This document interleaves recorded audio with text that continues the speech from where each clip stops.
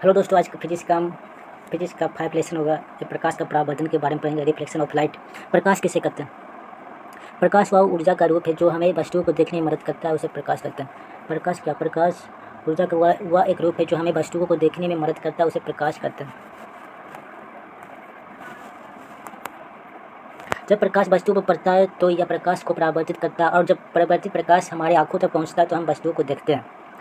Second, प्रकाश की समान घटनाएं क्या? परछाई का निर्माण, दर्पण और लेंस द्वारा प्रतिबिंब का निर्माण, एक माध्यम से प्रकाश का झुकना, तारों का टिमटिमाना, इंद्रधनुष का निर्माण, ये सब होता है प्रकाश के परावर्तन के कारण इत्यादि होता है। प्रकाश के गुण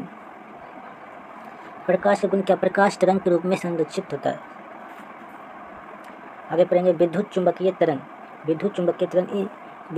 तरंग। इन्हें किसी माध्यम की आवश्यकता नहीं होती और यह निर्वात में भी यात्रा करता है, उसे विद्युत चुंबकीय तरंग कहते हैं। जैसे एग्जाम्पल के लिए एक्सरे। विद्युत चुंबकीय तरंग इन्हें किसी माध्यम की आवश्यकता नहीं होती और ये निर्वात में भी यात्रा करता है। यांत्रिक ऊर्जा क्या? इन्हें यात्रा करने के लिए एक माध्यम जैसे हवा, पानी, ठोस की आवश्यकता होती है। जैसे ध्वनि तरंग क्या? इन्हें यात्रा करने के लिए एक माध्यम जैसे हवा, पानी, ठोस की आवश्यकता होती है, जैसे एग्जाम्पल के लिए ध्वनि तरंग। अनुप्रस्थ तरंग क्या? माध्यम के कण तरंग प्रसार की दिशा के लंबवत चलते हैं, प्रकाश अनुप्रस्थ तरंग कहते हैं। अनुदैर्ध्य तरंग क्या? कण तरंग प्रसार की ही दिशा में चलते, उसे अनुदैर्ध्य तरंग कहते हैं। प्रकाश की रंग उसकी तरंगदैर्ध्य पर निर्भर करता है। लाल रंग प्रकाश की तरंगदैर्ध्य सबसे अधिक होता है, बैंगनी रंग के जो प्रकाश तरंगदैर्ध्य सबसे कम होता है। लाल रंग के प्रकाश तरंगदैर्ध्य सबसे अधिक होता है, जबकि बैगनी रंग का प्रकाश की तरंगदैर्ध्य सबसे कम होता है। बैगनी रंग का प्रकाश तरंगदैर्ध्य सबसे कम होता है। जब सभी रंगों की प्रकाश तरंगें एक साथ चलती है तो प्रकाश सफ़ेद दिखाई देता है। प्रकाश का परावर्तन क्या? जब प्रकाश की सतह पर गिरता है तो अधिकांश प्रकाश उसी माध्यम में लौट जाता है, इस प्रक्रिया को प्रकाश का परावर्तन कहलाता है। प्रकाश का परावर्तन क्या? जब प्रकाश एक सतह पर गिरता है तो अधिकांश प्रकाश उसी माध्यम में लौट जाता है, इस प्रक्रिया को प्रकाश का परावर्तन कहते हैं। जैसे आपतित किरण, परावर्तित किरण। जैसे प्रकाश परावर्तन के नियम ध्यान देना, जो तिरछा गया है और ये जो गया है। आपतित किरण और परावर्तित किरण इस प्रकार होते हैं। परावर्तन के दो अलग अलग तरीके होते हैं। नियमित परावर्तन, चिकनी और अत्यधिक पॉलिश की सतह पर से एक रंग एक टॉर्च या लेजर दर्पण में से परावर्तन। विस्तृत परावर्तन क्या? खुदहरी सतह प्रकाश के चारों ओर नियमित रूप से बिखरता है, इस तरह हम अपने आसपास अधिकांश वस्तु देखते हैं। प्रकाश परावर्तन के नियम। आपतित किरण और परावर्तित किरण आपतन बिंदु पर अभिलंब एक ही दिशा में तल में होता है, उसे प्रकाश का परावर्तन नियम कहते हैं। आपतित किरण, परावर्तित किरण तथा आपतन बिंदु सभी एक ही सतह के एक ही बिंदु के तल में होता है, उसे प्रकाश के परावर्तन का नियम कहते हैं। परावर्तन कोण या आपतन कोण बराबर होता है कोण I = कोण R, इसे प्रकाश का परावर्तन का नियम। दर्पण क्या? गोलीय दर्पण, समतल दर्पण और गोलीय दर्पण। दर्पण जो है दो प्रकार का होता है, एक समतल दर्पण, एक गोलीय दर्पण। गोलीय दर्पण भी दो प्रकार का होता है, एक अपतल दर्पण, एक उत्तल दर्पण। समतल दर्पण से प्रतिबिंब का निर्माण होता है। जब परावर्तित किरणें मिलती हुई प्रतीत होती है तो प्रतिबिंब बनता है। यदि परावर्तित किरणें वास्तविकता में मिलती है तो एक वास्तविक प्रतिबिंब बनता है। यदि परावर्तित किरणें वास्तविकता से नहीं मिलती है लेकिन परावर्तित किरणें को पीछे बढ़ाने पर मिलती हुई प्रतीत होती है तो एक आभासी प्रतिबिंब बनता है। फिगर में इस प्रकार सब देख सकते हैं।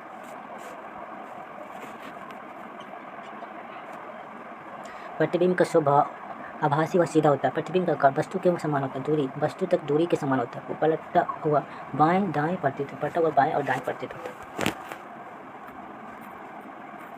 आगे पढ़ेंगे गोलीय दर्पण क्या?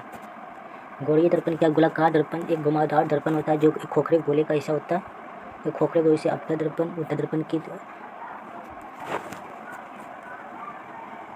वक्रता केंद्र किसे कहते हैं? उस गोले का केंद्र है दर्पण जिसका एक हिस्सा जिसे C से प्रदर्शित करता है, उसे वक्रता केंद्र कहते हैं। वक्रता त्रिज्या क्या? उस गोले का त्रिज्या है दर्पण जिसका एक हिस्सा होता है। ध्रुव क्या? एक गोलाकार दर्पण का केंद्र है जिसे P से प्रदर्शित करता है। मुख्य अक्ष क्या है? यह वक्रता केंद्र और ध्रुव से होकर गुजरने वाली सीधी रेखा जिसे मुख्य अक्ष कहता है। मुख्य फोकस क्या? अपतल दर्पण में मुख्य फोकस के अक्ष के समांतर प्रकाश किरणें परावर्तन के बाद मुख्य अक्ष F के बिंदु पर मिलता है, उसे मुख्य फोकस अक्ष कहते हैं। उत्तल दर्पण क्या? मुख अक्ष के समांतर प्रकाश किरणें परावर्तन के बाद विस्तारित हो जाती है और मुख अक्ष के इस बिंदु पर मिलते हुए प्रतीत होता है। वह बिंदु मुख फोकस कहलाता है। फोकस दूरी का ध्रुव और मुख फोकस के बीच की दूरी को एक गोलाकार दर्पण में बकायदा त्रिज्या को फोकस की लंबाई के बराबर होता है। मुख फोकस कहते हैं। फोकस दूरी का फॉर्मूला होता है F=R/2। फोकस दूरी का फॉर्मूला होता है F=R/2। गोलीय दर्पण द्वारा परावर्तन। उत्तर दर्पण के मुख्य अक्ष के समांतर आपतित प्रकाश एक किरण परावर्तन के बाद फोकस बिंदु से आते हुए प्रतीत होती है। आपतन दर्पण के मुख्य अक्ष के समांतर प्रकाश किरण परावर्तन के बाद फोकस से होकर गुजरती है, जो इस प्रकार है। ये हो जाएगा उत्तर दर्पण, ये हो जाएगा आपतन दर्पण। उत्तर दर्पण क्या बोलता है? उत्तर दर्पण के फोकस बिंदु की ओर आते हुए एक किरण परावर्तन के बाद मुख्य अक्ष के समांतर हो जाती है, इसे उत्तर दर्पण कहते हैं। अपतन दर्पण के फोकस बिंदु से गुजरती एक प्रकाश किरण परावर्तन के बाद मुख्य अक्ष के समांतर होता है। उत्तर दर्पण वक्रता के केंद्र की ओर आते हुए प्रकाश किरण परावर्तन के बाद वापस उसी दिशा में लौट जाता है। अपतन दर्पण वक्रता केंद्र से गुजरने वाले प्रकाश किरण परावर्तन के बाद वापस उसी दिशा में लौट जाता है।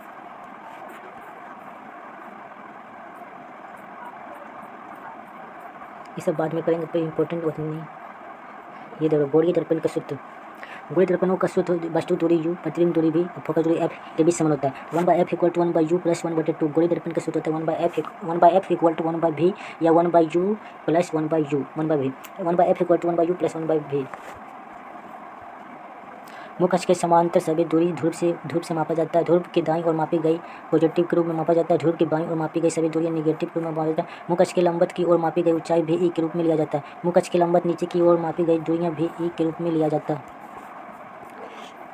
अपतन दर्पण में फोकस दूरी ऋणात्मक होती है। उत्तर दर्पण में फोकस दूरी हमेशा धनात्मक होती है। अपतन दर्पण में फोकस दूरी हमेशा ऋणात्मक होता है। उत्तर दर्पण में फोकस दूरी हमेशा धनात्मक होता है। अपतन दर्पण में फोकस दूरी ऋणात्मक होता है और उत्तर दर्पण में फोकस दूरी धनात्मक। बोलता आवर्धन क्षमता क्या है? यदि बीम की ऊंचाई और प्रतिबिंब की ऊंचाई हो तो उसे को आवर्धन क्षमता कहते हैं। m = h1/h2 या -v/u। यदि आवर्धन ऋणात्मक चिन्ह हो तो अपतन दर्पण द्वारा बने हुए प्रतिबिंब उल्टा होता है। प्रतिबिंब आभास से सीधा m धनात्मक या ऋणात्मक होता है। ये न्यूमेरिकल टाइप के क्वेश्चन है। यदि किसी वस्तु को 30 सेंटीमीटर फोकस दूरी वाले उत्तर दर्पण से 20 सेंटीमीटर दूरी पर रखा है तो प्रतिबिंब की ऊंचाई क्या हो जाए? F30 मिल जाए। उत्तर दर्पण की जो दूरी होती है प्रतिबिंब पर बनेगा तो u जो माइनस में जाएगा, v = 12 सेंटीमीटर।